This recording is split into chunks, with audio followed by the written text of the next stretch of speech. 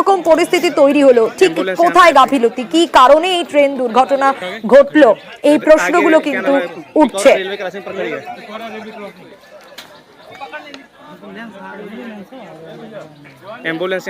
আমরা ছবি দেখাচ্ছি আপনাদের, সেই কাঞ্চনজঙ্ঘা এক্সপ্রেসের দুর্ঘটনা, ভয়াবহ পরিস্থিতি তৈরি হয়েছিল এবং সেই জায়গায় সেই ছবিটা যেরকম দেখাচ্ছি, এক মাস, গত মাস এবং এ মাসের ঘটনা।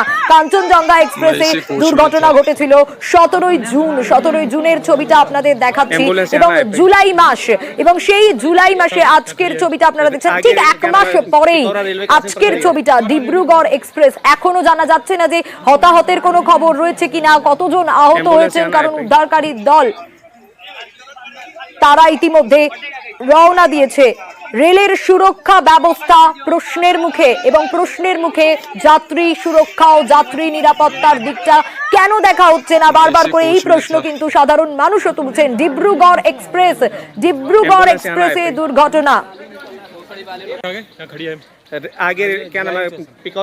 Train number 15904 Dibrugarh express Chandigarh থেকে ডিব্রুগড় যাচ্ছিল। 15904 ট্রেন নাম্বার 15904 ডিব্রুগড় এক্সপ্রেস, যা চণ্ডীগড় থেকে ডিব্রুগড়ের দিকে যাচ্ছিল। লাইনচ্যুত হয়েছে 12টি কামরা, সবচেয়ে ক্ষতিগ্রস্ত হয়েছে এসি কামরাগুলি বলেই জানা যাচ্ছে। উদ্ধারকারী দল রওনা দিয়েছে, কি পরিস্থিতি তারা পৌঁছলে আরো বিস্তারিত জানা যাবে। তবে ডিব্রুগড় এক্সপ্রেস 15904 ট্রেন নাম্বার 12টি কামরায় লাইনচ্যুত হয়েছে, এবং গত মাসে কাঞ্চনজঙ্ঘা এক্সপ্রেসে দুর্ঘটনা, এবং এইবার এক মাস পেরোলো, ঠিক 17ই জুন 2024 এই কাঞ্চনজঙ্ঘা এক্সপ্রেসে দুর্ঘটনা ঘটেছিল রাঙাপানিতে। আর এবার চণ্ডীগড় থেকে ডিব্রুগড় যাচ্ছিল ট্রেনটি, এবং সেই ডিব্রুগড় এক্সপ্রেসে দুর্ঘটনা, 12টি কামরা লাইনচ্যুত। ট্রেন নাম্বার 15904, এক মাসের মধ্যে ফের ট্রেন দুর্ঘটনা। স্বাভাবিকভাবেই প্রশ্ন উঠছে রেলের যাত্রী সুরক্ষা নিয়ে, রেলের ব্যবস্থা নিয়েও, নিরাপত্তা ব্যবস্থা নিয়েও। ছবিটা আপনাদের দেখাচ্ছি, আবির রয়েছেন আমাদের সঙ্গে। আবির, কি পরিস্থিতি? দেখো, প্রথমত যে ছবি দেখতে পাওয়া যাচ্ছে তাতে দেখা যাচ্ছে যে ট্রেনের কোচগুলো লাইনের দুটি ধারে উল্টে পড়ে রয়েছে। প্রথমত হচ্ছে যে কোচে এই দুর্ঘটনাটি ঘটেছে, ছবি দেখে এখনো পর্যন্ত যেটা আমাদের অনুমান সেটা হচ্ছে প্রত্যেকটাই LHB কোচ, অর্থাৎ নতুন কোচ হওয়ার কারণে এই ঘটনার ক্ষেত্রে নিহত এবং আহতের সংখ্যা অনেকটাই কম হবে, এমনটাই মনে করতে হচ্ছে রেল।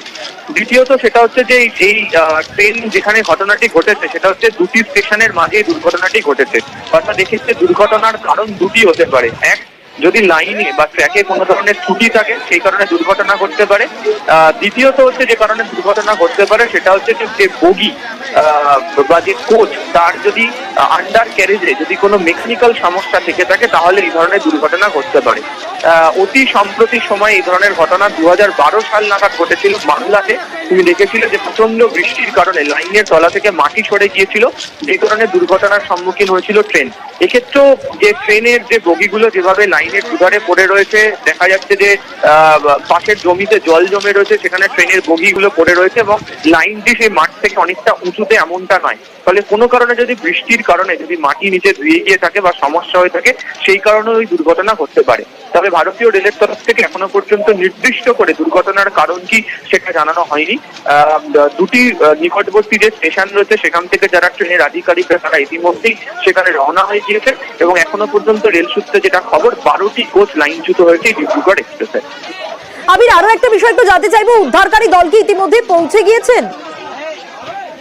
দেখো, উদ্ধারকারী দল রওনা হয়ে গিয়েছেন, তারা কিছুক্ষণের মধ্যেই হয়তো সেখানে পৌঁছেও যাবে। আপাতত যাত্রীরা যারা ছিলেন এবং পার্শ্ববর্তী গ্রামের যারা বাসিন্দারা তারাই উদ্ধার কার্যের ক্ষেত্রে হাত লাগিয়েছেন।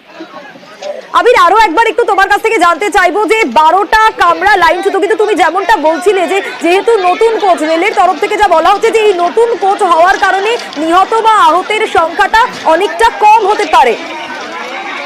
দেখো, প্রথমত হচ্ছে দু ধরনের কোচ ভারতীয় রেলে চলে, একটা হচ্ছে ICF কোচ, একটা LHB কোচ। কিছুদিন আগেও কাঞ্চনজঙ্ঘা দুর্ঘটনার কথা নিশ্চয়ই মনে আছে, সেখানে পুরনো কোচের কারণে কি পরিস্থিতি তৈরি হয়েছিল। এখানে কিন্তু একটার ওপর অন্য বগি উঠে গেছে এমনটা নয়। তার কারণটা হচ্ছে এলএইচবি কোচ হওয়ার কারণে।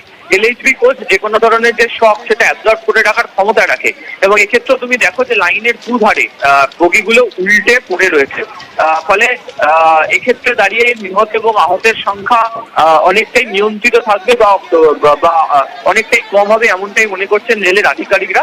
তবে দুর্ঘটনার যে কারণ, সেই দুর্ঘটনার কারণ বা প্রকৃতপক্ষে চেহারা আরেকটু পরে পরিস্থিতি বুঝতে পারা যাবে। তার কারণ বগির মধ্যে যদি কোনো ব্যক্তি বা যাত্রীরা যদি আটকে থেকে থাকেন তখনই বোঝা যাবে এই ঘটনার প্রকৃতপক্ষে কত বড় চেহারা নিচ্ছে। এখনো পর্যন্ত যে ছবি দেখা যাচ্ছে তাতে হচ্ছে লাইনের দুধারে বগি উল্টে পড়ে রয়েছে, যাত্রীরা একে একে বেরিয়ে আসার সেখান থেকে চেষ্টা করছেন, এবং যেহেতু মাঠের মধ্যে সেখানে জল জমে রয়েছে সেক্ষেত্রে দাঁড়িয়ে লাইনের কোনো ত্রুটির কারণেই দুর্ঘটনা ঘটতে পারে এমনটাই অনুমান। তার কারণ দুটি স্টেশনের মাঝে এই দুর্ঘটনাটি ঘটেছে।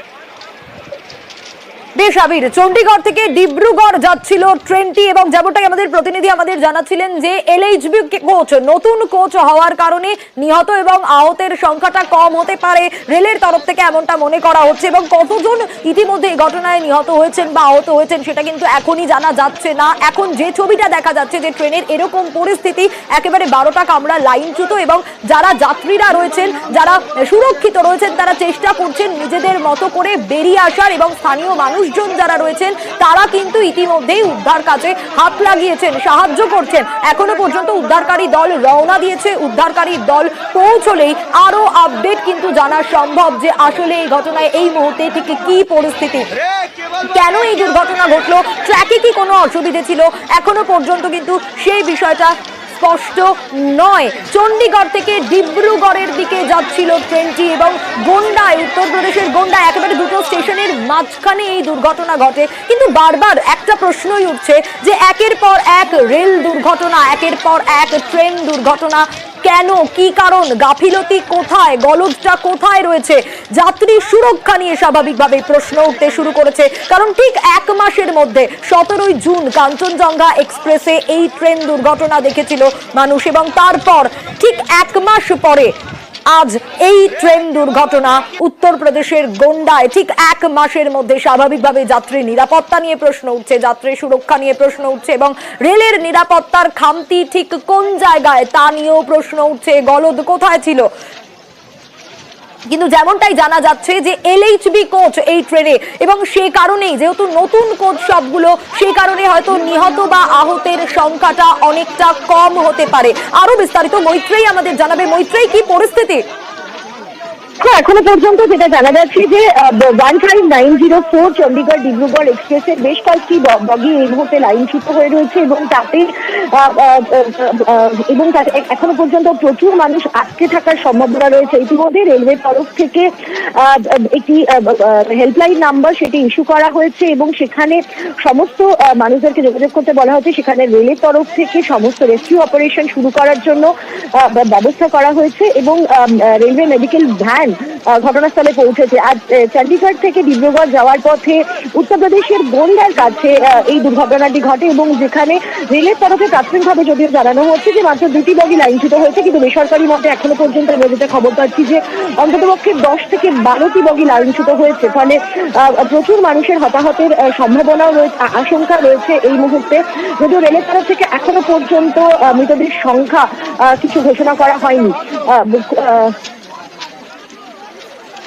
বেশ মৈত্রেয়ী, দেশে আবারও ট্রেন দুর্ঘটনা, এবং আপনাদের জানিয়ে রাখি এই গোন্ডাতেই দুটো স্টেশনের মাঝে এই দুর্ঘটনা ঘটেছে, এবং 10 থেকে 12টা কামরা রীতিমতো লাইনচ্যুত হয়েছে বলে জানা যাচ্ছে, এবং এসি কোচগুলো সব থেকে বেশি ক্ষতিগ্রস্ত হয়েছে। এই খবরেই আমাদের নজর থাকবে, আরো আপডেট আপনাদের দেবো, তবে একটা ব্রেকের পর ফিরছি।